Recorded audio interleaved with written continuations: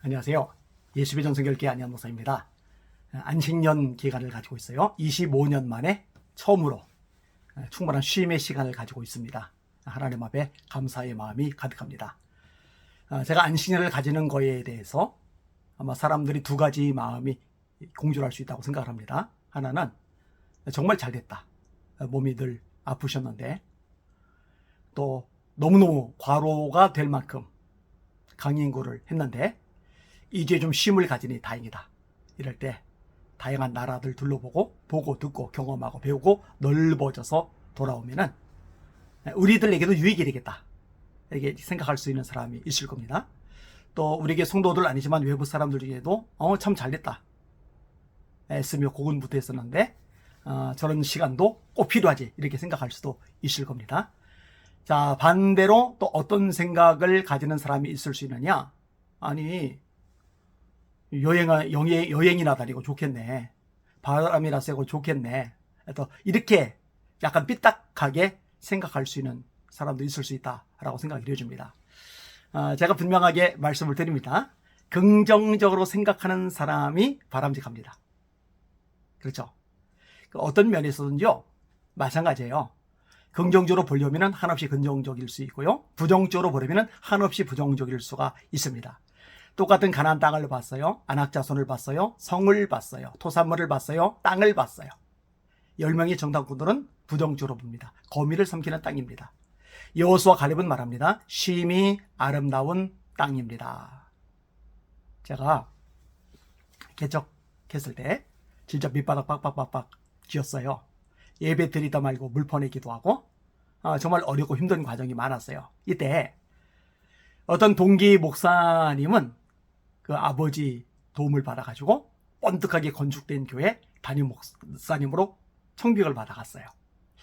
이때 이제 이런저런 이야기들이 많이 들렸어요.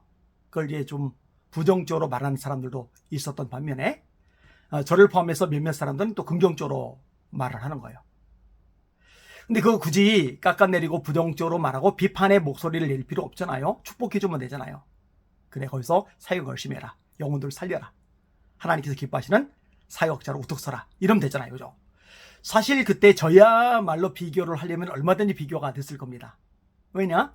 개척교회, 지하교회 밑바닥 박박박 기고 있으니까 얼마나 비교가 많이 돼요. 얼마나 차이가 많이 돼요. 그런데요, 단 한 번도 부러운 적도 없고 샘낸 적도 없어요. 그런 부질없는 짓이거든요.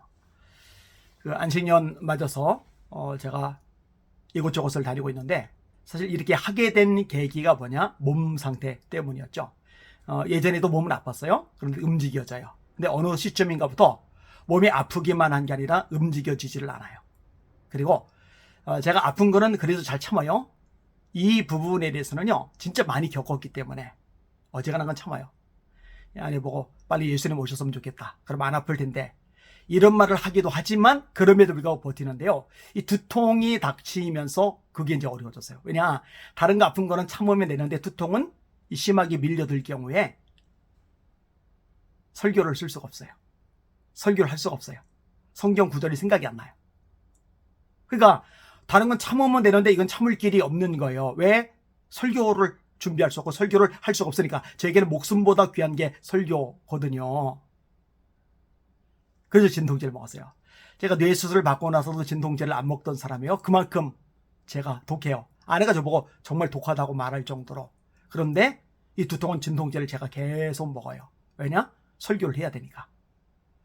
근데 진통제, 두통약을 계속 먹어도 이 두통이 사라지질 않았어요. 그래서 기도하다가 하나님이 쉬라고 사인을 주시는 것 같다. 감동이 들었고 이것을 공개적으로 선언을 하고 안식년을 가게 된 겁니다.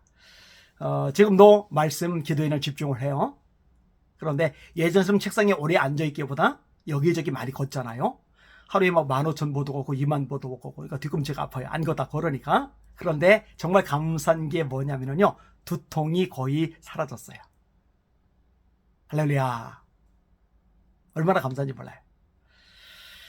이런 부분에 대해서 기도해 주시는 분들 진심으로 감사하게 생각을 합니다. 자, 그런데 한 가지가 조금 더 기도 도움이 필요해요. 기침이에요, 기침. 자, 이 기침도 너무 심해서 우리 성도님들이 걱정을 많이 해줬었거든요. 설교하다 말고도 막 폭풍기침 쏟아지고 찬양 인도하다 말고도 이 폭풍기침 쏟아지고 난리 났거든요. 작년 11월부터 기침을 했으니까 지금 6월이에요. 벌써 8개월째 제가 기침을 하는데 이 기침은 아직도 멎지를 않고 있어요. 이 부분을 위해서는 기도를 좀 해주시길 바랍니다. 아마 두통이 사라진 것처럼 이 부분도 몸이 회복이 되면서 좀 더 나아질 것이라고 생각이 되어집니다. 사랑하는 시청자 여러분들 정말로 감사하게 생각합니다. 늘 격려해 주시고 또 지지해 주시고 또 기도해 주시고 후원해 주셔서 얼마나 감사한지 모릅니다. 또 우리 성도들 역시 마찬가지죠. 기도해 주시고 후원해 주시고 중보해 주시고 격려해 주시고 얼마나 감사한지 몰라요.